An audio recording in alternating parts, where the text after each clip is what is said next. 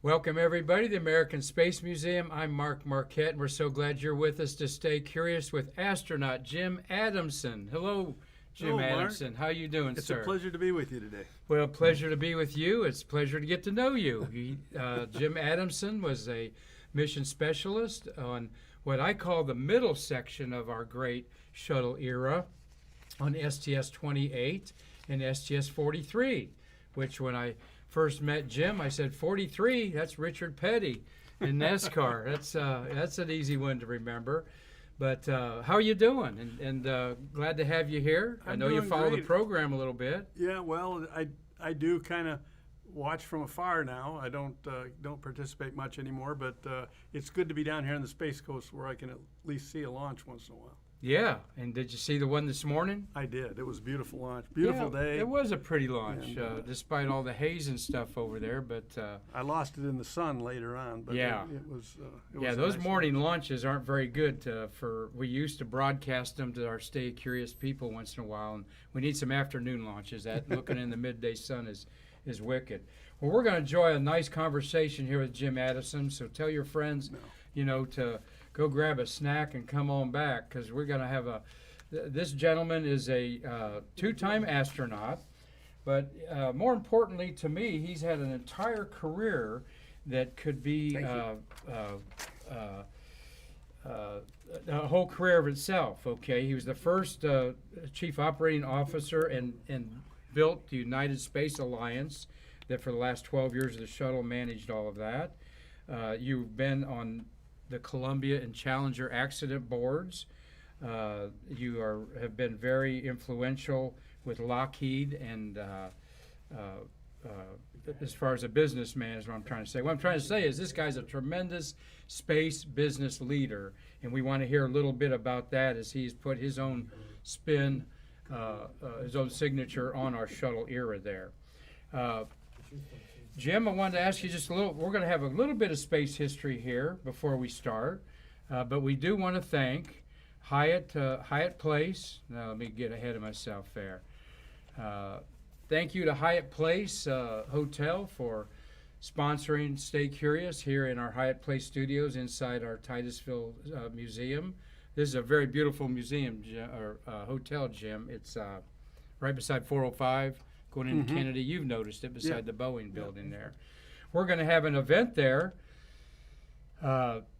April 16th, we are going to celebrate the 50th anniversary of the U.S. Congress approving $5.5 billion to build the space shuttle. This was under the Nixon administration. It was by a slim margin that passed, I believe, and kind of under the radar. So we've got a panel discussion of three launch directors there: Jim Harrington, Bob Seek, Mike Leinbach.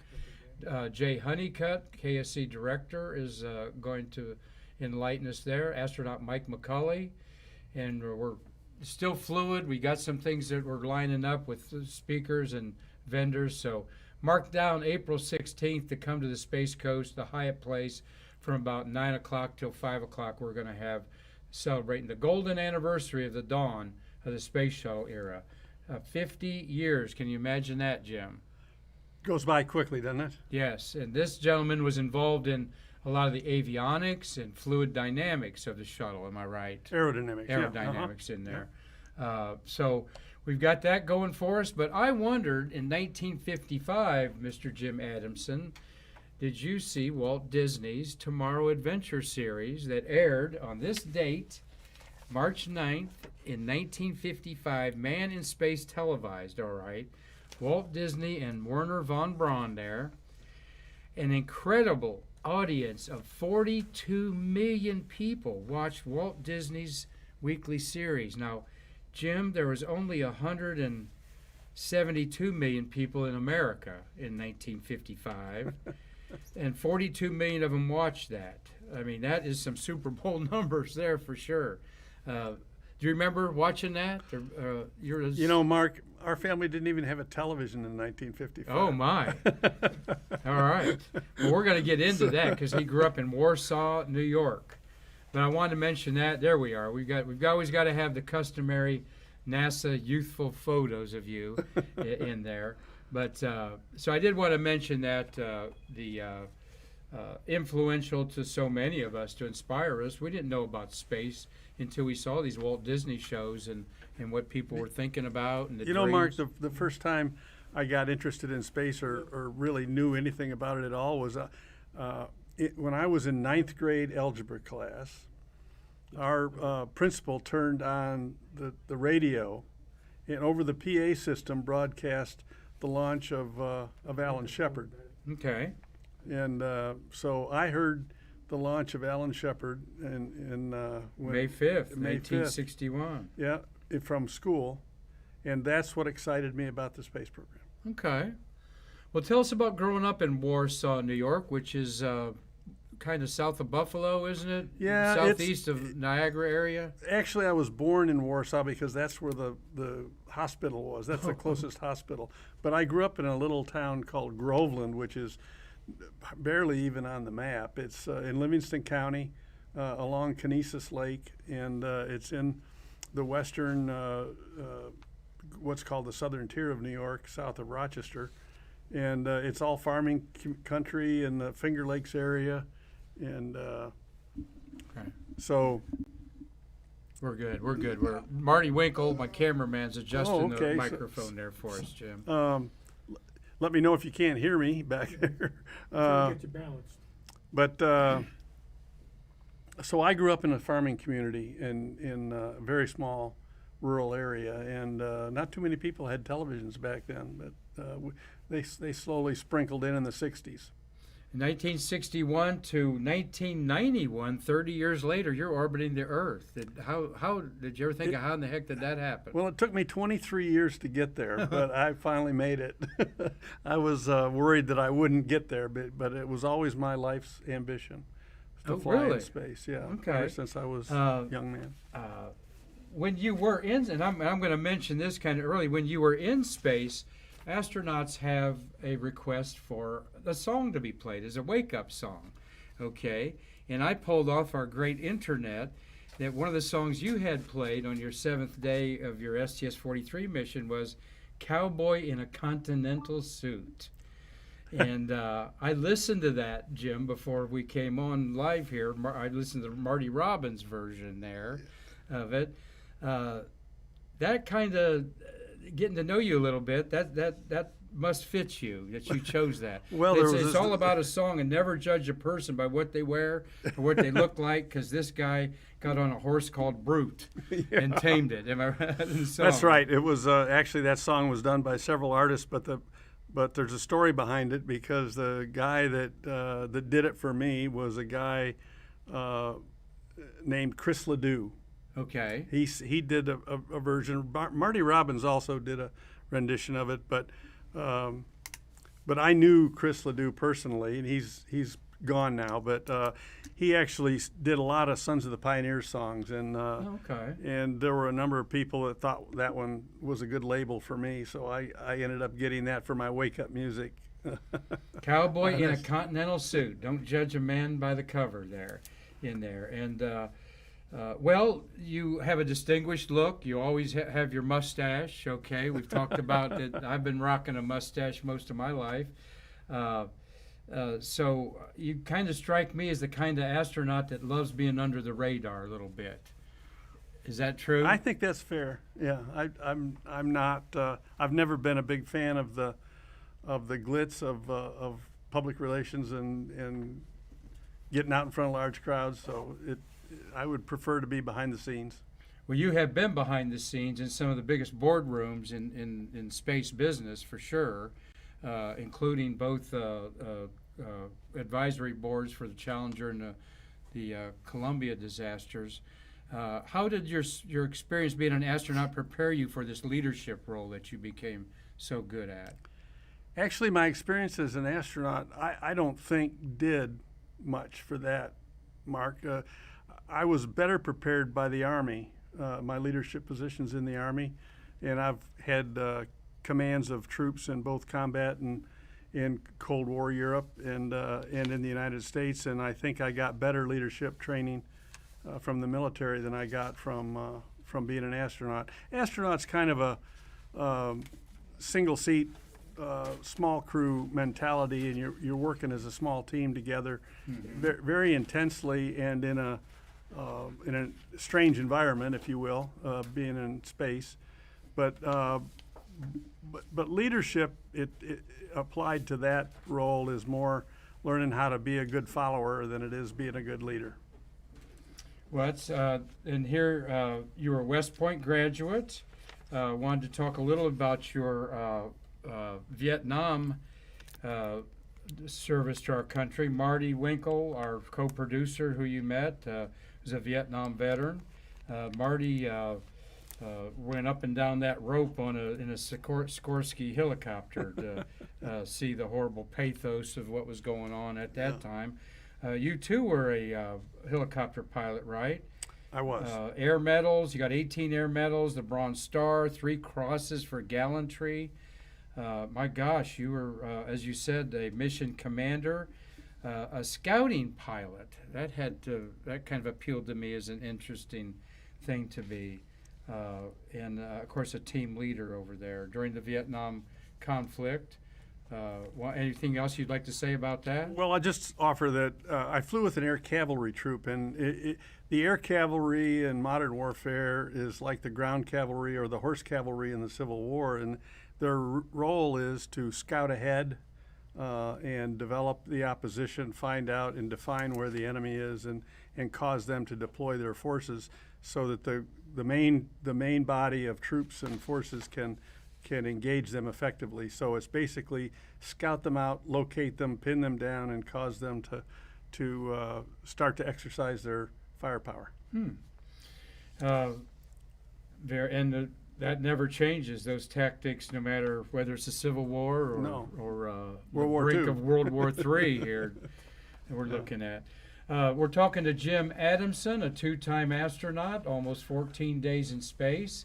He was on the Space Transportation System number 28, which was actually 28R, as you well know, another accounting measure for astronaut, for the government to keep track of things. And then STS-43. 28 was a top secret Department of Defense mission, but 43 was, we'll talk about that in a minute, flown with some very interesting astronauts. John Blaha's always fascinating to me, as is Shannon Lucid, and you got to spend some time with both of them in there.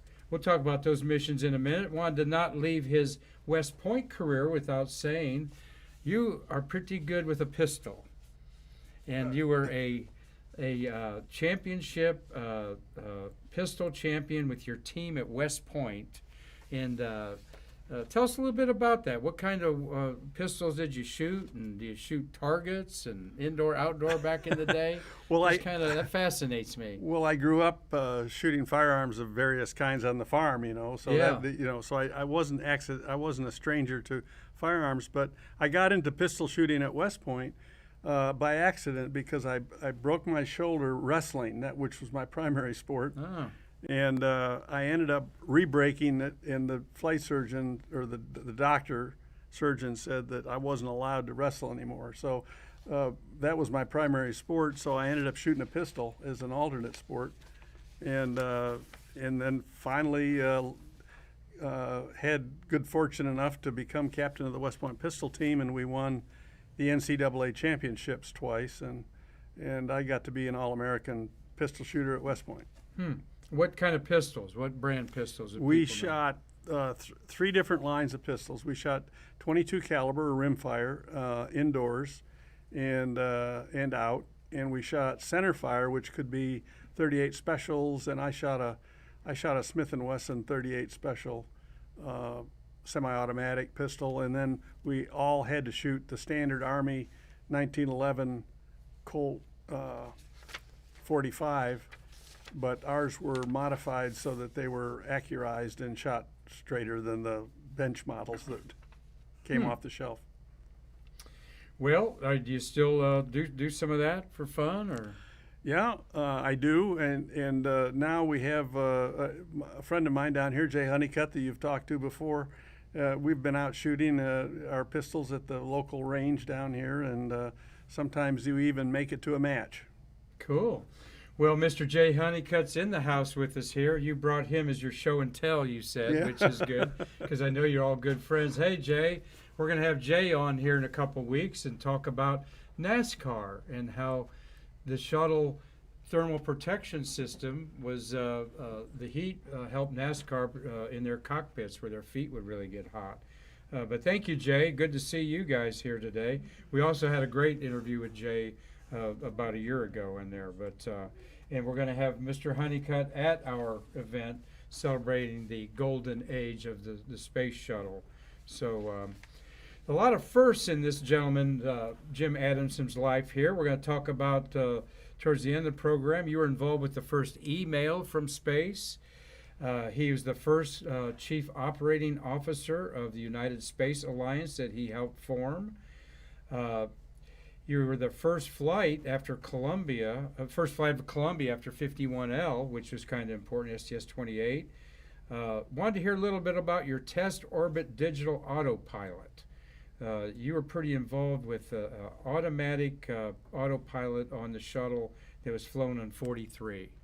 Well, Mark, you know that we made a lot of changes to the space shuttle after Challenger, a lot of modifications, and one of the modifications that we made was a totally new digital autopilot system on board. And the first time you get to fly one of those things, they're called the DAP, D-A-P. Of course, NASA makes acronyms out of everything. I've seen that DAP. Okay. And yeah. so DAP is digital autopilot. Okay.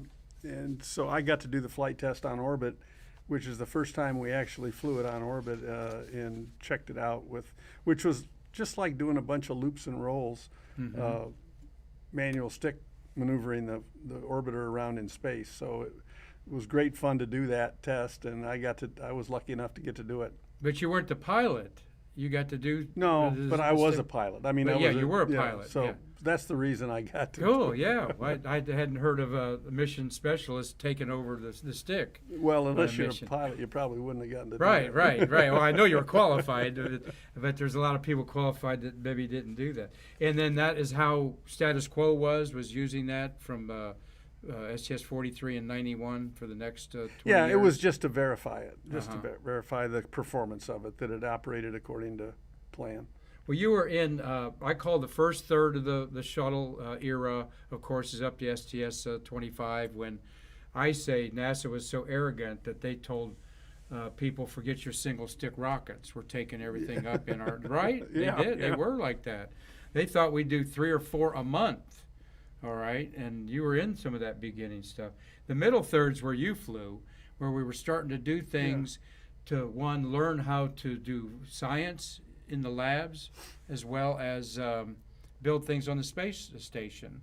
And you were involved with ammonia coolant systems or Heat pipes. heat pipes and yeah. stuff on STS-43.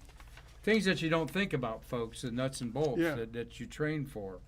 STS-43, the big thing was to launch the Titusville satellite. Yeah. That was the size of like about 2 Greyhound buses squashed together in the back of the vehicle, and then we had a bunch of scientific experiments in addition to that. Well, let's get into your missions here with Jim Adamson. Of course, I'm going to take him down memory lane.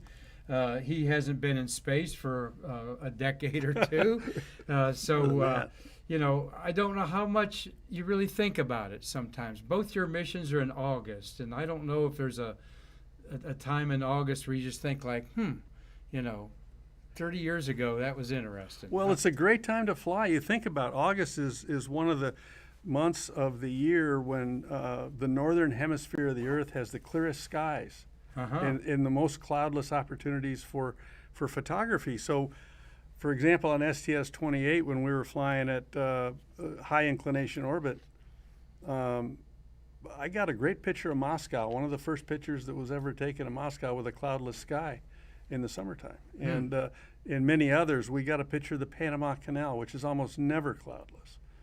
So there was a lot of fun things on STS-28. And another little tidbit, Mark, that many people may not know is if you put the timing together, 1989 is when Reagan was negotiating with Gorbachev for perestroika. Mm-hmm. And right after Challenger, we flew a bunch of Department of Defense missions off all at once. Bang, bang, bang, bang, bang. Several. If you go back and look at the flight manifest. Well, I've got it right here on my scroll here, Jim. Yeah, there were many Department of Defense missions that flew. You were the fourth one, 28. Yeah. And, oh yeah, there's 28, 33, 36, 38, and 39. Now think about this, and this is something your listening audience may not know. Think about how that might affect the negotiations between the United States and Russia over the end of bringing the curtain down. Yeah. So had a little bit effect on it. There was a lot of capability that was launched during that period that wasn't up there before. Wow, I never thought of that. From his mission, August '89, to November '90, just a year and a half, 4 DoD missions. And Jim, the only missions that were flown in between there were astronomy missions: Galileo, Hubble, Ulysses, and Astro 1, and they retrieved the LDEF. And a few months after that, the wall came down. The wall came down after that. Interesting. I love that. I'm going to look into that a little bit more. Wow. That's why I've got my scroll here to look things up there real quick, too.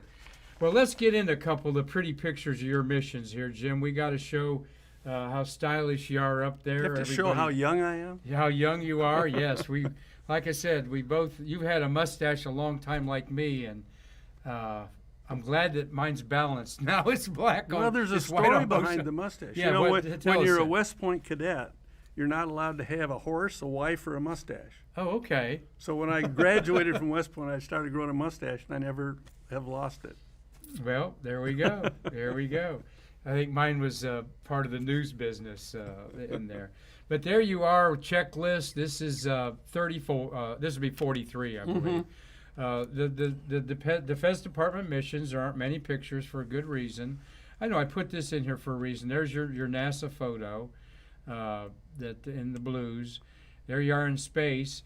But then you're an expert on the Return to Flight Task Group with C-SPAN. And they call you Colonel James. Forget he's an astronaut, okay? 580 humans have been an astronaut. Couldn't they have just put that up there, Jim? They've got Colonel up there. I guess they forgot. They forgot. Huh? But that number 580, being a baby boomer, that seems so low, in 60 years of space flight. Yet it just shows how hard it is, right? It's not easy. It still is. Even today, it's not easy. They're making it look pretty easy. Yeah, they're doing much better. Yeah, in there. Would you, cutting to the chase, would you get on Elon Musk if you qualified Dragon and go up there? Oh, sure. Sure, okay. Yeah. You fly anything, Never right? pass up a chance to go to space. Well, I also heard from astronaut Harrison Schmitt, never pass a restroom. Yeah. When you're an astronaut too. Right. He said that's the best advice he got from Tom Stafford was don't ever pass a restroom because someone's always going to be wanting to talk to you. You find that to be kind of true. That's true. That's definitely true. But I wanted to show, Mr.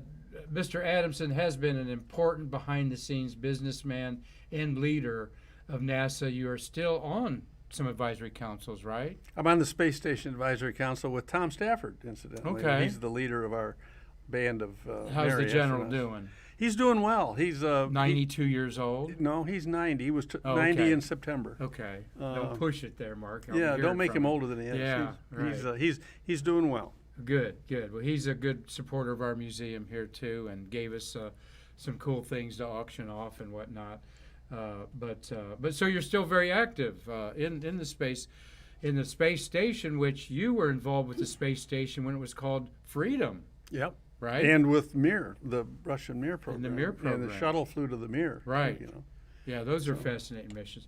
All right, we're going a little scrapbook here of Jim Adamson, astronaut. There you are at Mission Control. Oh, good. Whittle is the guy in the foreground. Yeah, Dave Whittle. Yeah, Whittle there. I remember that name there. You were Capcom and all that kind of stuff? No, I wasn't ever Capcom. I started out in the back room before I was an astronaut on the aerodynamics console during flight test of shuttle. Mm-hmm. And then here I moved up to the front room, and I was the GNC, Guidance, Navigation, and Control Officer in Mission Control on the first 11 flights of shuttle. And that is your wheelhouse, guidance, navigation, and the aerodynamics on there is what your expertise is. And in fact, Jim taught those at West Point. Right. For several years, right? 3 years. Yeah. I was up there. So you've made a big impact on a lot of people in different sectors, from education to business. Even the center director down here. Yeah. Janet Petro was my student at West Point. Oh, was she really? Yeah. Janet was. Okay, we've been efforting getting her on the program, but obviously they're busy Yeah. with Artemis right now. Well, we'll love to talk to her about what a good teacher you were. Yeah, when we you'll get have her to and talk stay to- curious there. The patches of the shuttle, of course, have a lot of not necessarily hidden meaning, but symbolism to them. And Jim, you were with two missions that I really enjoy the patches of. This was one of the first ones that boldly used the eagle on there. And I know that sometimes part of an astronaut crew getting together is deciding what their logo and patch is going to be. Did you recollect anything about that with this patch? Well, as you know, Columbia was the last of the vehicle, I think third after Challenger, but it was the first flight of Columbia after Challenger. And Yes. Challenger was our return to flight. And I think Endeavour was Rick Houken at 26. Mm-hmm. And then I think No, Discovery. Discovery, that's yeah. right. Yeah. And we wanted a patch. We thought we were actually going to fly 28. We thought we were going to fly after 26, and but then we got moved because Columbia wasn't ready to fly, and we wanted our patch to represent a return to flight of the orbiter and a safe return, guided home by the American Eagle, and that was the idea, is to have the Eagle bringing us home. Well, that's a beautiful patch. I like that one. I'm very involved with our eBay and kind of, to keep my memory fresh is trying to memorize as much of this stuff as I can. It's a lot of fun. We'll talk about that in a minute. There's your crew of STS-28. There, we've of course had your commander Brewster Shaw. Richard Richards was on his first flight as a pilot. You were a rookie, and so is Mark Brown. And David Leesma was your other experienced man there. We had 2 Air Force, 2 Navy, and 1 Army. Okay. I actually saw a picture of you guys in your military uniforms, but it was such a low resolution I didn't want to put it up there. The photo days are probably a whole day, aren't they? Yeah. You remember those days and stuff? Yeah, it was a big exercise to get the photos done. Yeah. We had Sharon McDougall is the African-American woman at Houston that was the suit room person. Remember Sharon? Yep. In there. She did a Stay Curious a couple weeks ago, and it was a very good show. And, she's really got some stories, but she's very protective of those suits. I'll bet. She said she was freaking out when the dogs were in there with Leland Melvin, and they're worried about that his dogs would mess up stuff in there. So we wanted to show a picture of you in with the that's the left to the right side would be Brewster Shaw because he's in the left-hand seat, and then the pilot. Oh, there's Richards. You're behind the pilot, rocking your mustache back there in seat 3, and. With 5 shuttle astronauts, we talked to this before. There's seats for 4 at the top of in the cabin, and then so everyone else has to get in the mid deck. And you, sir, got to ride in the mid deck on both your missions on a launch, and then on this one, of course, you were launched on the cabin in seat 3, but you rode back by yourself. All alone down there in the cabin by yourself with the 4 other guys on reentry. And then you experienced the launch of 43 by yourself underneath there. I just wondering if you remember that, Yeah. Oh, yeah. Well, I mean, you're alone in a spaceship. Okay, there's a lot going on around you, but you're kind of in a privacy situation. well, there's where you're with your supposed to be, thoughts. and then there's where you are. Yeah. Okay. During a lot of this stuff, the guy down below or the gal down below or up top, if you're not busy doing something else during a mission, you're taking pictures. All right. Okay. So there's really a limited amount of time where you have to be in your seat, and we were pretty good at getting in our seat and doing what we needed to do when we needed to do it. But we took pictures a lot of the times, and during the return of STS 28, I got a chance to photograph the plasma balls going off the tail coming back during reentry during the high heating region. Oh. So I got some of the first shots of the hot gases that are during the heating region, which form over the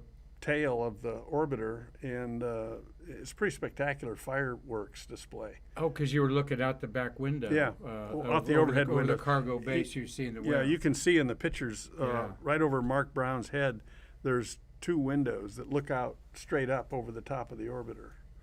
And- Marty's going to point them out there. Yeah, Thank you, right up Marty. in there. Yeah. And you can, if you stand up behind the seats and you look out those windows, and you can see the plasma fireball rolling up over the back of the orbiter and going out over the tail, and it forms what's called a plasma bottle, and it actually shoots just balls of fire off the back as it's coming in. Huh, I've never. Did you take movies or stills? I took both. Oh, did I you? took both. I'll I have to got look that yeah, up. Yeah, Look that up on there. They're somewhere in the archives. Somewhere in the archives. When's the last time you got together with these guys? Is that I don't think there's. I saw Brewster not long ago at the Saturn V exhibit when we had an astronaut memorial ceremony where we brought some new people into the Astronaut Hall of Fame, and Brewster was there, and I got a chance to talk to him. Marty, we've got a question. Yeah, Mark Usiak wants to know if you have any Triple T stories, Travis Thompson stories.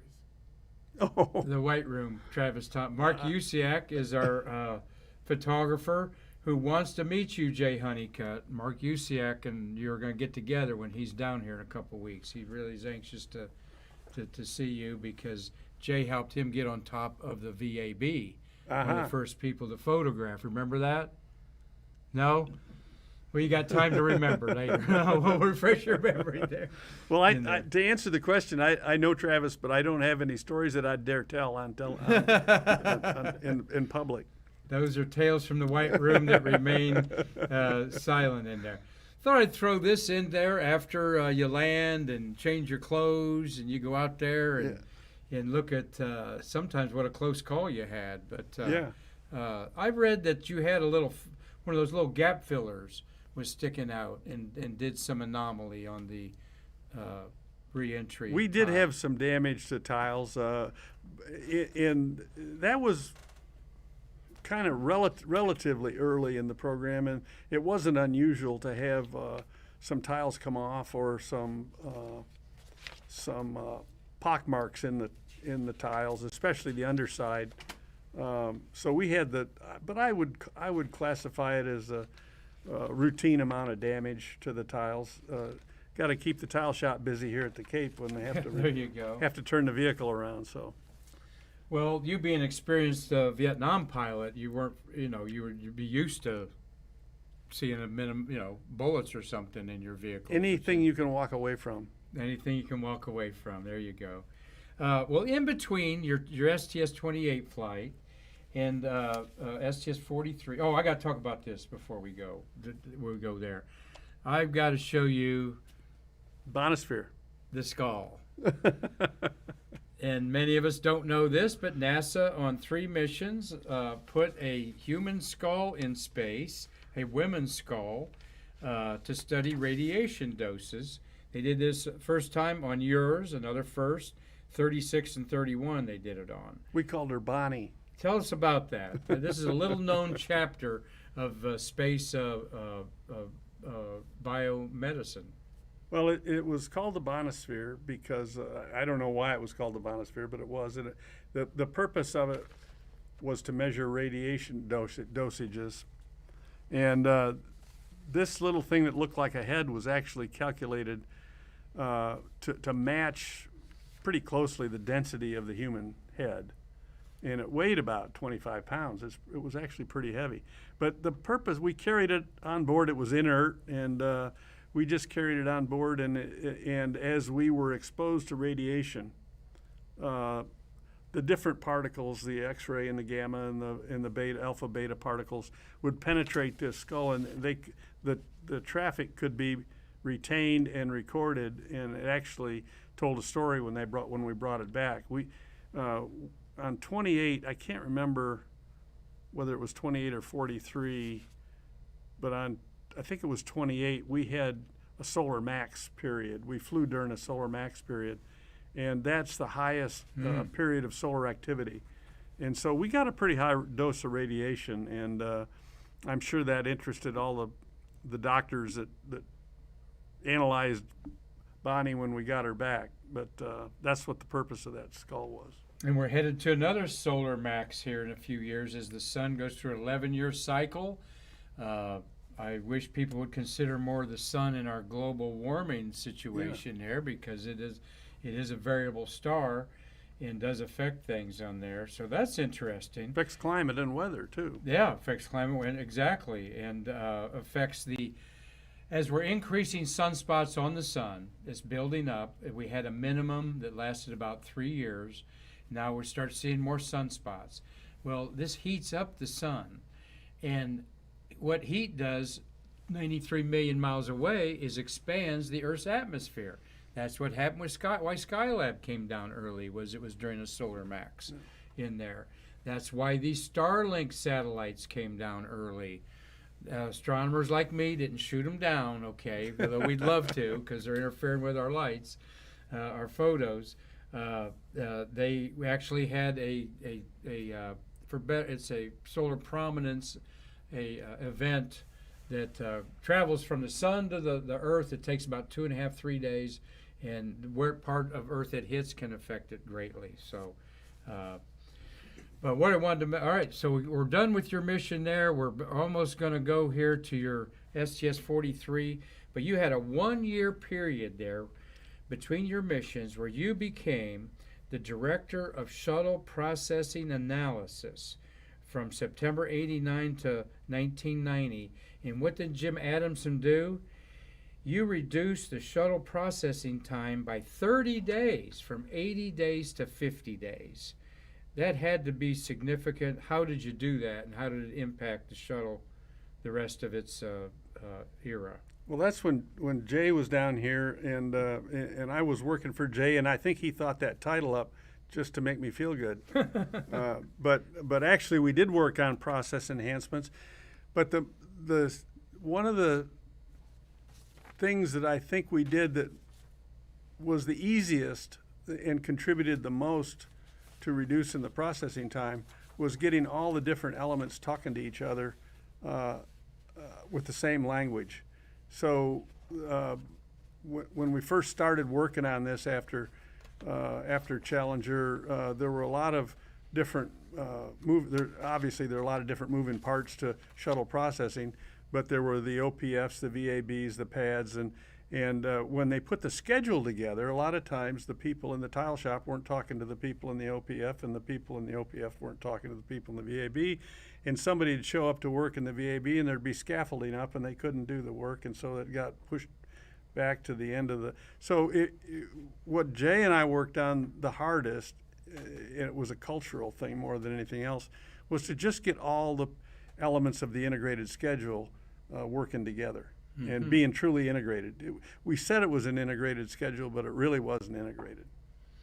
I need to bring one of those integration boards that you guys have had with all the bars of where everything is and everything. My gosh, what a thing to look at. And that, when it got computerized, I bet was a better thing. Good. In when you were doing this is sort of the dawn of the space age, internet, not being used, not in business exactly, but did that help? I mean, I think that was, I'm guessing that was probably 80% at least of of the progress we made was just getting the communications working well and getting people talking about and really saying what they were going to do and then doing what they were going to say or what they said they were going to do. Well put there. One of my favorite items we have in our Space Workers Gallery, and Marty knows I'm going to say he thinks it's so silly, is the AVO, Avoid Verbal Yeah. Order form. An actual form, folks, it's in triplicate, that if I'm going to tell Marty I'll be at a meeting at noon, I've got write it out and hand it to him and then file it and hand it there, you know. And today we've got the emails and so forth on there. But once again, it boils down to communication. I don't care whether it's launching space shuttles or being happily married. Communication is a key to everything. And, you know, as soon as somebody assumes things, you know, the communication breaks down. Marty Winkle, who's got a comment or question today? There's two questions. Where was Bonnie located during the mission? In the crew compartment, or? Down in the mid deck, down in the, and I can't remember. I think we had her located over on the starboard side of the mid deck near the lockers. And the other question was, there's two questions. Okay, as a member of the ISS task force, can you share any concerns there may be in light of the Russian invasion of the Ukraine? You know, we had a meeting with our Russian colleagues last week, two-day telecon with a Zoom conference call, and we don't discuss politics, world or otherwise, because we've got crews up in space flying, and it's important that we work closely together and keep everything humming along. So we don't indulge ourselves with politics on those calls, and everything went normally and is functioning according to our plans as far as the space station is concerned. So right now everything's working according to schedule. Who was that from, Marty? Carol Kavanaugh. Carol Kavanaugh. Yeah, thank you. I've actually had a note to a slide to talk about that at the end there, because I know you're involved in all that. And we had a Eurocom, Alex Carl, talking to us from Cologne, Germany, a couple weeks ago. Well, it was the second day of the invasion, and he said that he's the Capcom to the European guys up there. The European astronaut up there is what's his name? Matthias Maurer. Matthias Maurer's up there. But he said, yes, it was status quo. We're not involved in politics. We got so much work to do here. Focus on that, and so forth and so on. So, good question. Well, we're enjoying a conversation with Jim Adamson here, two-time astronaut, one of the premier executives of our space program throughout the years. And STS 43 here, we got to talk about a little bit about your crew. Here's your crew there. You got Shannon Lucid, there's yourself. John Blaha was your commander. And you've got the late David Lowe, whose father was George Lowe, the Apollo chief of the Apollo era on there. And Mike Baker. Mike Baker was a PLT. Mike Baker was twice a pilot and twice a commander. Yeah. On there, in there, and Mr. Lowe certainly interests me. You know, being his father being an Apollo, he was over the command module, that part of the Apollo era. George Lowe, I think he had 4 flights. I think this is his 3rd flight. Lost his life to colon cancer. Yeah. Okay. It was a tragedy. One of the most unlikely ways to die and one of the slowest moving cancer. But when David left the astronaut office, he said he'd had his last colonoscopy, so he wasn't going to do that anymore. Oh, really? And he, unfortunately, that's what killed him. Well, I'm happy to say I just had I had a colonoscopy a couple weeks ago and had the doctor's office this morning. Everybody needs And to it have makes, them. and I'll just say, yes, as men, you need to have a colonoscopy regularly. I am like doing cartwheels because mine's in great shape at my age. And I'm 68. You're like a big brother to me, age-wise. You're just 8 years difference. Marty's like a big brother to me. But this is so important. And like I said, I was like, oh my gosh, I feel great because of that important thing in there. But let's talk a little bit about one of the getting to know this the shuttle era. And Jim, we love the shuttle era. This is the future of our museum that for 21 years has been preserving the birth of the American space age. And there is no greater accomplishment of America in space than what our shuttle's done. And this is one of my favorite patches. It is full of symbolism here that we're going to talk about here. You know some of it there. You want to talk about that mission patch and how your team put that together? That patch was primarily the inspiration of Mike Baker on our crew. Mike was pretty moved by the idea of having a Mercury capsule symbolized in the outline, and bringing back the memory of the Mercury 7 astronauts, and then of course you can see the crew's names on the bottom there, and the 7 stars that were supposedly for the 7 people that lost their lives in space, and then in the payload bay of the orbiter, you've got a tracking and data relay satellite. And we're going to see a picture of that. By the way, the stars also are 4-3. Yeah. For your number there. And I love pointing out that the astronauts have something to do with their patch. Some get real elaborate. This is very simple, and it's one that's always caught my eye and one of my favorites. Just like your 28 Eagle is so. I love that one in there. So. There's the crew. That is definitely a green screen behind you, probably, I'd say, right? You didn't go out there and get photographed at a nice sunset. We actually did. Did you? Yeah. Really? Mm-hmm. We actually that's actually a setup that we did out at Ellington Field, I am not shocked. not at Ellington Field, at Edwards, or maybe it was down here at the Cape. I can't remember where it was, but. well, that looks like a mountain in the background there. But anyway, It's a cool effect. The sun in there going on, and your launch. This is one of the most publicized photographs of any launch. That was a great shot. And we have 2 launch photographers, Tom and Mark Usiak, and I don't know if they know who that photographer is, but boy, how the sunlight is just bursting between the vehicle and the ET there. It just happened perfectly, didn't it? Yeah. That's one of the sweet shots of all time, and you're on board that thing as it's roaring off the pad there. Or think about that, huh?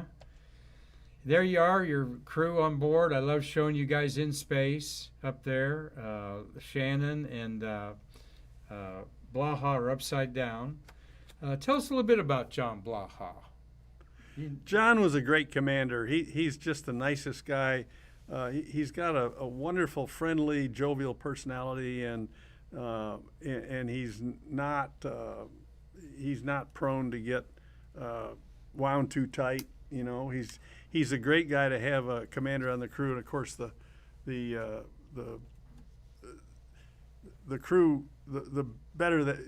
The longer they train, the better they know their jobs, and there's really not much need to have a stern commander or a commander with an iron fist or anything like that. And John was perfect for the crew. Well, I've heard him share his story twice at the astronaut encounter as astronaut of the day at Kennedy Visitors Complex, and Jim, he had the usual little girl ask, "How do you become an astronaut?"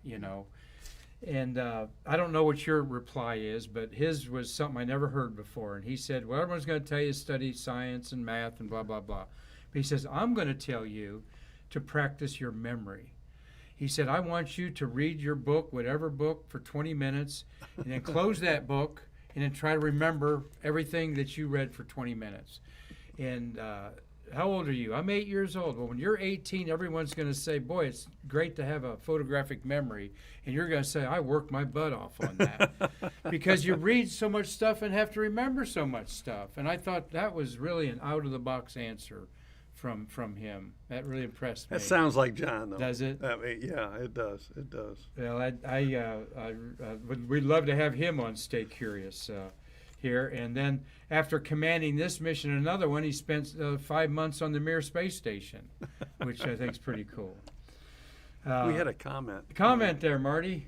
Yeah, Mark Usiak said that was the NASA remote camera on the stack, on a tower. Oh, okay. A NASA remote. So he's not going to get credit for it or Well, we anything. knew it was a remote. Yeah. Well, yeah, I knew it was a remote too. Here is these important tracking data and relay stations, or satellite, TDRS. Jim, tell us about why these are so important, and here's one deployed in space, like we were talking about. Well, I can tell you about just one application that's relevant to the space program. You remember, and of course the museum has evidence of the old days in the space program where we used to have ground stations all around the globe, in Australia and just off down in the Bahamas and Goldstone, California. When the astronauts used to fly around the Earth in a capsule, they were normally in communication with the ground about half the time, and what we call LOS, loss of signal, about half the time. The TDRS satellites are placed around the Earth, and they stay geosynchronized with the rotation of the Earth, so they always stay the same over the same spot on the ground as the Earth rotates. And by talking to each other and with the spacecraft, the astronauts can always be in contact with the ground. Now, some astronauts will argue that that's not a good thing because they're always the ground's always talking to them. But actually, it's nice to have communication. So that's one of the things that they provide. But they also provide relay for audio, video, and content from around the globe. Well, we were talking in our Gemini gallery where Gemini 8, when they docked with the Agena rocket, everything was okay over Australia, and then they went out of radio signal.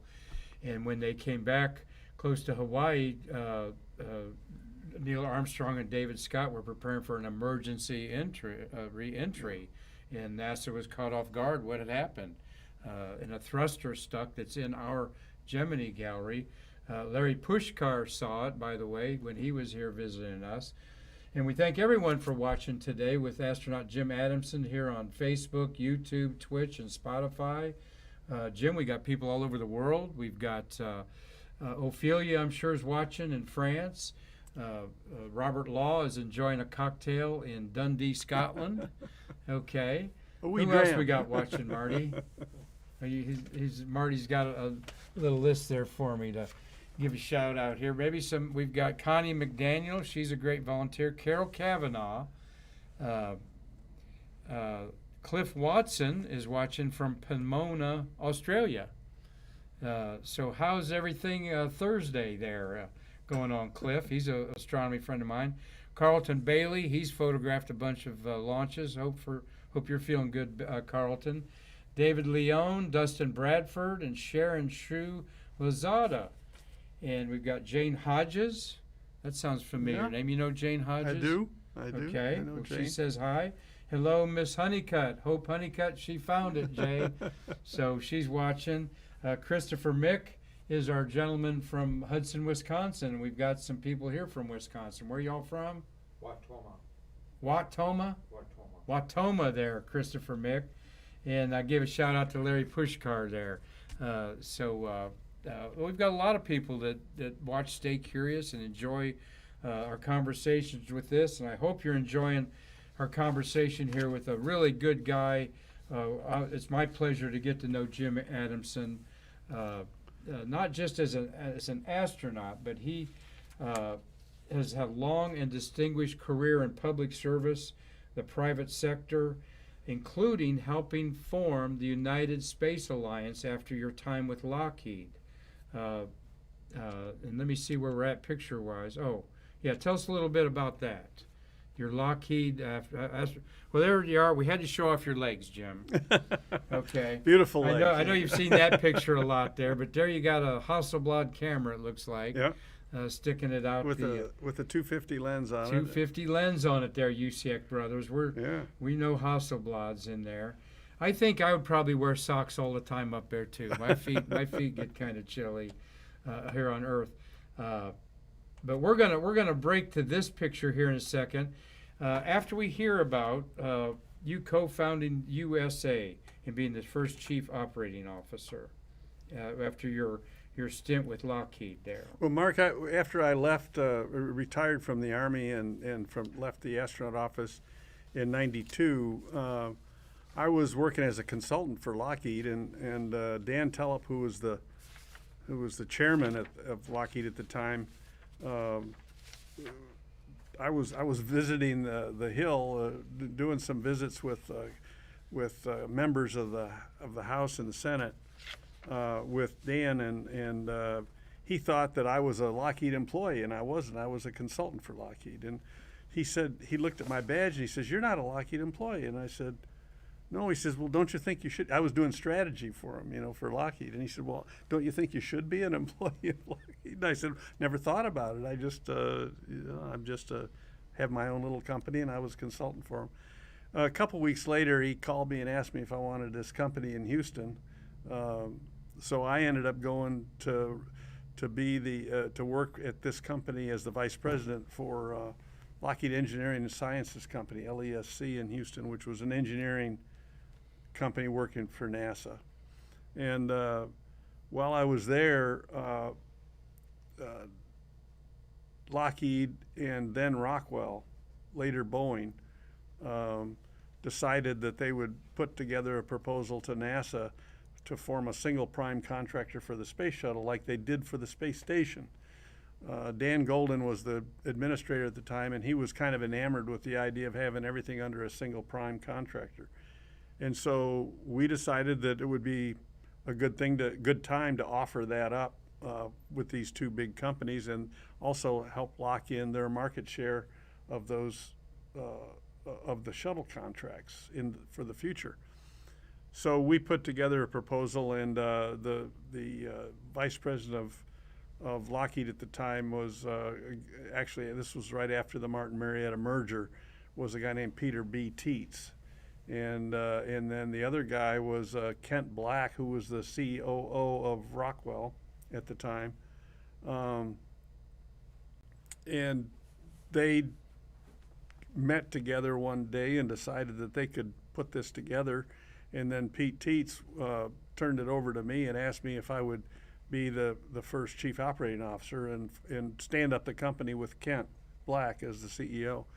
And so I accepted that challenge, and this was in August of '95, I think, if I'm not mistaken. We started in August, September of 1995, and then over the period of the next year, we stood up. We actually put the first 10,000 people on payroll in June of '96, and by October '96, I think we finally had the negotiations completed for the first phase of the contract, and then later we had phase 2 and 3 and 4.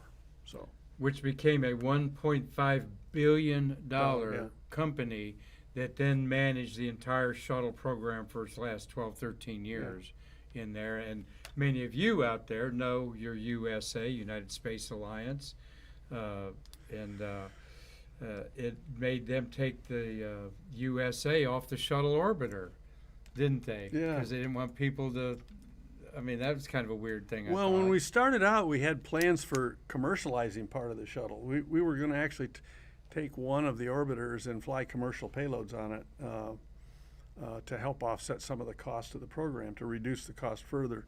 And unfortunately, that never saw the light of day. But we did put together a business plan to do that. Mm-hmm. Later I think in the 98, 99, 97, 98 time frame. We had pictures of the orbiter and the stack out of the pad with Energizer batteries on it, on the SRBs, and we had it all painted up like a NASCAR race car. Right, yeah. Because we thought we would offset with some advertising revenues, and we were going to NASA car. we were actually going to offer lotteries for people to fly in space like they're doing now, and then have the returns go to education. That was the idea. We couldn't take the revenue from that ourselves, but we could return it to the people, the taxpayers, through donations to education. So the idea was to run lotteries and create revenue that way. Well, we're talking to Jim Adamson, two-time astronaut, but he has been in board meetings that you couldn't believe, I'll bet. Just the people you've met and the ideas that have been thrown around and so forth. What's that like to be in these think tanks and be such a respected leader? You've been looked to. I can see your resume that you didn't stay long at a lot of places, not because you probably didn't want to, but because someone offered you somewhere else to go. Is that right? Yeah, I mean the phone keeps ringing and you keep answering it. And I see a lot of 4 and 5 year places where you landed, but then where you went to was even used all your talents. I got you're interested me when you said what do you tell the kids when they ask you how do you become an astronaut? And what I typically say when people say how did you cram so much stuff into your life? And I said, my answer to that is the same thing I tell my kids. If you get up every morning and show up for your life, there's no telling how much you'll cram in if you live long enough. I like that, Jim, because I believe 90% of life is just showing up. Showing up. And if you got something to offer, you got something to offer in there. And all these board meetings and stuff with USA going on, this was the third phase of the shuttle, where the true legacy lives on with our International Space Station and our international partners, taking Europeans to space, taking people up, and building this incredible facility up there. Address that a little bit, Jim. Well, I don't know how many people stop and think about it, but the space station wouldn't be there if it wasn't for the shuttle. Literally, it couldn't be built today with the vehicles we have. It required the shuttle to put it together and to get it up there. On STS-43, we set, for a very short period of time, we had the record for the maximum payload weight to orbit on STS-43 with that TDRS satellite. And a couple other satellites you deployed too, right? Yeah. Right, but that was broken during the space station days when we were carrying the heavy payloads for space station. And now those were the heaviest pieces. And excuse me, it takes, in fact, we've pondered several times about how we're going to get it apart to deorbit it when the end of life comes without the shuttle. But we have a plan. You're involved in these negotiations with that, and in there. That's awesome. So there is a plan. Yeah. And what can you tell us about that plan? Well, the plan depends on, it's got several branches. It depends on what happens at the end of life and how much time you have. For example, the plan is one thing if you get a rapid decompression. Right, yeah, that's a different plan altogether. That's a different plan. If it's a determined end of life, you boost it, you boost the orbit, and then you control. You can control the piecemeal deorbit parts of it, and then. But the idea is you got to get enough fuel up there to make sure that it lands where you want it to. And most of it will burn up, of course, coming in. But and there is a graveyard in the Indian Ocean where there's a graveyard in the Indian Ocean. Yeah, a lot of these things there. Well, we've enjoyed talking with Jim Adamson here. We're going to segue into the ending of our program here with something fun. Marty Winkle, my co-producer for 2 years, Jim, we've been doing this. Born out of the pandemic, over 500 episodes. We've been doing this, and we've really enjoyed Mr. Adamson, haven't we, Marty? We got another question? Yeah, why did the commercialization of the shuttle fail? Why did the commercialization of the shuttle fail? As with most things, it didn't have enough support in Congress. Mm-hmm.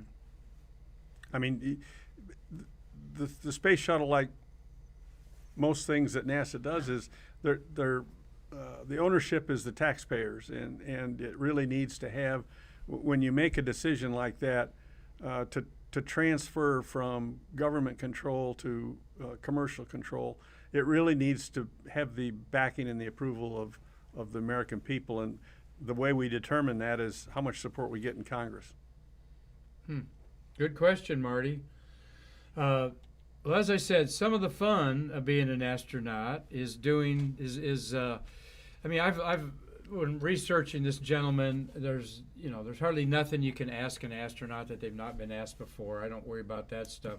I'm impressed by the photography. There's always a photographer around you, and there's some pretty good boardroom pictures I saw you that were posed and stuff with the shuttles and stuff like that. But you get to get the new stuff. You get to play with the brand new stuff all the time. So in 1991, tell us what you have here that you're playing with, and you know where I'm going with this. Our first email in there. Your Which one? 43. I got the patch there, and there you are with the Macintosh. The first email. Yeah. Oh! I Yeah. forgot all about that. You did? Well, that's why we're here to help you stay curious. I forgot there. all about that. Yeah, email. we're gonna. Well, we I'm did sure have you a and Jay will laptop be there. talking on the way home or going over to Dixie Crossroads. Gee, I hadn't thought about that in 20 years. I haven't, honestly. Oh, really? Honestly. Well, you were in the book of Guinness Book of World Records. You and Shannon Lucid for doing the first email from space. Okay. Yeah. And this is on a Macintosh. There was a patch for it. Okay, Mac in Space 2. All right. I'm not sure who originated this, but there you got Space Station Freedom on the left. And I don't know what LBNP stands for, but that's the Caduceus kind of thing of medicine. That stands for lower body negative pressure. Oh, okay. And when you go to space, your fluids shift in your body. Mostly when we're on Earth and the gravity pulls most of the 2/3 of the fluid in the lower part of your body. Uh-huh. And in space, though, it redistributes, so it's evenly distributed. Lower body negative pressure just pulls it back down where it simulates gravity. Okay. Well, there's a special patch, and the first email from space was you and Shannon Lucid to Marcia Ivins, another astronaut at JSC, on August 9th, 1991. And it said, "Hello, Earth." Why don't you read it, Jim? Hello, Earth. Greetings from STS-43 crew. This is the first Apple link from space. Have a great time. Wish you were here. Send cryo and RCS. Hasta la vista, baby. We'll be back. The very first email from space, all right? And, yes, Marty? Larry Pushkar is asking, was the shuttle just too complex of a machine to keep going? The question from Larry Pushkar in Michigan is, was the shuttle just too complicated to keep going? Well, now I risk giving you an emotional response. I think the shuttle was scuttled prematurely myself, but that's a personal opinion. Well, there's a lot of personal opinions about that. I think we should. I think we should have kept it going, and I was opposed to stopping it. But the decision was made, I think, for budgetary reasons, more than anything else. Mm-hmm. And no, it wasn't too complex to keep going. It was a great vehicle. We had wonderful people working on it. We knew what we were doing, and we had a lot of years, a legacy of talented people down here at the Cape. Three decades. We knew how to keep it going, and it would have flown a lot longer, and it would have serviced us well during a period that, in retrospect now, looks like a very big gap in our space program. Mm-hmm. Absolutely, depending on the Russian Soyuz spacecraft to go to a space station that we largely built. Jim addressed this. What I find amazing about the end of the shuttle program with Marty Winkle and people like him working, Marty was in the launch process systems, was that knowing that it was the end and you had your pink slip in your drawer, the excellence was never compromised. Everybody knew lives were always at stake with astronauts, and nobody let their guard down those last 3 missions. If I could just interject this one thought, because I'd like Of to course. say it to you while it's on my mind, Mark, and that is the tragedy of the end of the shuttle program, in my mind, having been a USA guy in the end, and having seen firsthand the tremendous pool of talent that we had honed and sharpened and developed over all those years. Seeing that pool of talent leave the NASA was the most tragic loss I can even think of, because our whole business was basically flying in space, and in one fell swoop over a period of about 6 months to a year, we lost the greatest talent pool ever assembled in the space program. Yeah, that's the truth. We talked about Triple T. Travis Thompson said when he was at Mike Leinbach, the launch director's final assembly meeting of all of the employees, kind of saying farewell to them all. Travis said, Mike said, has anyone got any questions? And Travis said, I raised my hand and said, you got anyone to mow your yard? Yeah. I mean, here's a guy that put astronauts in their seats, you included, and he couldn't segue into society, and he had to go find a new career.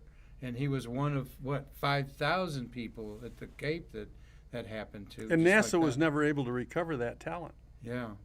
I mean, think about it today. They don't have the talent that we have. Exactly. It was a dearth. In fact, we talk about on the Space Coast, is the talent pool there to do what all of these rocket renaissance private companies want to do? What talent pool we have is now in the contractors at SpaceX and Blue Origin, and the ones that made the transition.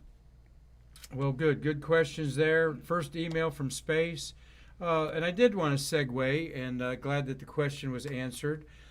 21 years ago, we swapped the first cruise at the International Space Station. That was just our the Russian Zvezda model, our Destiny model, and a couple solar panels on it, basically, right? And we swapped out the guys in the white on the left there. Bill Shepard, friend of yours, right? Yeah, and Sergei Krikalev is also a friend. Krikalev and Cabana turned the lights on STS-88, and Krikalev and then the other Russian there were swapped out for on the right is a Jim Voss. Jim Voss, and the general Helms. Helms, and the Russian in the middle there. So 21 years ago, they swapped out the first crew. We've got the 66th crew spending their 4th and 5th months up there right now, ready to come back for the 67th crew. Of course, we love talking about the 66th crew. They've got the Route 66 emblem of America's famous highway on there. 2 decades have passed of continuous occupancy of the space station, and Jim, I think some of your management that you've been involved in has precipitated this for 2 decades that it's happened. Well, you're being very kind, but it's interesting to note that Shep is still working with me on the International Space Station committee that we serve with Tom Stafford, and Sergei Krikalev is the deputy head of Roscosmos, and he's the counterpart on the Russian side. Oh, okay. So we still have a lot of the same people involved that were involved 25 years ago. Good to see Krikalev's involved, which he's the 2nd or 3rd for the most time in space. Yeah. Great guy. Yeah. He was also a man without a country. Yeah. When for a Russia, while. Yeah, for a while when the Soviet Union fell and became Russia in there. And I've always loved to meet him. I know he's been at some of the space fests and so forth like that in there. So. But that was my segue into talking about, here is the Expedition 66 up there, brothers and sisters in arm up there with Caleb Barron up there, the way we should be on the ground. Yep, isn't that the truth? And I just kind of put that up there for your editorial opinion of what's going on, and you already gave that Well, I think NASA and Roscosmos have been models for how we can get along on Earth, and how hopefully someday we will. And someday we're going to have one of these women on the moon. This is 9 Artemis women astronauts that we celebrated yesterday because it was International Women's Day. And out of the 18 Artemis astronauts, 9 are men and 9 are women. And one of these women, Jim, is Yeah. going to put their boots on the ground. Do you know any of these women very well to make a bet with me? Because I'm going to put my money on Christina Cook. I don't know 'em. I mean, they're youngsters to me. So They are youngsters to you. Yes, they are. They're youngsters to me. Actually, not so. Stephanie Wilson's in her 50s, and Stephanie's the most experienced of them all with 3 shuttle flights there. Jessica Watkins is scheduled to go on Crew Dragon 4. I think Kate Rubins was in space when they took all these pictures, or she missed the photo call there because they used her flag shot there. And there you are with Mr. Honeycutt there. Yeah. Met you, saw you guys both at the rocket reunion there. So grateful to Jay embracing our museum and willing to participate on these things here. So we've had a great conversation here. I want to remind everybody that we are going to do a golden era of the shuttle, anniversary of the shuttle, April 16th. That's Easter Saturday from 9 to 5. At the Hyatt Place Hotel. That's become a sponsor of ours. We sure appreciate them. Mr. Adamson, anything that I've so enjoyed meeting you and getting to know you, and like we mentioned, this is a real national treasure, is what we call them here at the Space Museum. Not just being an astronaut, but your leadership in the whole shuttle era. Is there something we haven't talked about that you'd like to share with our Stay Curious watchers there? Well, Mark, it's been a pleasure to be here with you, and I can't think of anything we haven't covered. I think we've covered everything. Good, good. How'd you enjoy our little museum here, your first time in here? I was really impressed. You know, this is the first time I've been inside the museum. I've driven by a number of times, and of course, Charlie Mars was a friend back in the day, and so I knew he had something going out here, and I knew you were here, but I just never made it over, and I'm really glad I finally got inside and looked around. It's quite impressive. You've done a great job. Well, not me. Charlie Mars, definitely our godfather, and our executive director, Karen Conklin, who you met and has been with Charlie for almost 20 years. We have got a great team here under her. We are all so passionate about preserving your legacy, not your individual legacy, our legacy. But our legacy as this wonderful space station built by our shuttle, which John Blaha said in his talk that he thinks it'll be 100 years before another reusable shuttle-type vehicle will be built by any country because of what it took to assemble it all. And then, like you said, they dismantled it too early and should have held on to it. But do you agree with that it would be a while before we have another space plane like that? Well, if we're talking about a winged land like an airplane vehicle, I think he's probably right. Of course, a lot of the commercial guys are making headway into the reusability aspects already. And as Jay and I drove out here this afternoon, we saw one of SpaceX's boosters hanging from a crane that they're getting ready to refurbish right out here at the Kennedy Space Center and reuse again. So that has been a game changer, the reusable first stages and rockets. Of course, we reuse the shuttle engines, those mighty SSMEs that are going to be used on Artemis. I think they have 18 of them left and then dumped in the ocean. But the technology has changed our world. That's what we want to celebrate in April. And we're so glad that you were here to help celebrate it with us here on Stay Curious. Jim Adamson and everybody, thank you for your kindness. I certainly enjoyed the things that you had to say. I think one thing that sticks with me immediately is that the commanders of a space shuttle don't have to command like a commander that you would think in the war situations you were in. More important that they form a cohesive team, because you're actually operating like fingers on a hand when you're when you're on a crew, and that's developed with not just a command structure, but also a repetitive knowledge of what needs to be done and doing it over and over again, and everybody backs up everybody else so that there's always somebody behind you that can do your job. And as a crew, you train hard enough to learn how to do that, and once you do, it's pretty automatic. Well, that's high level people doing their job and respecting each other, and more importantly, communicating with each other. Communication is key. In there. So, Jim Adamson, thank you so much for sharing your time with everyone here at Stay Curious. I know people around the world have enjoyed this.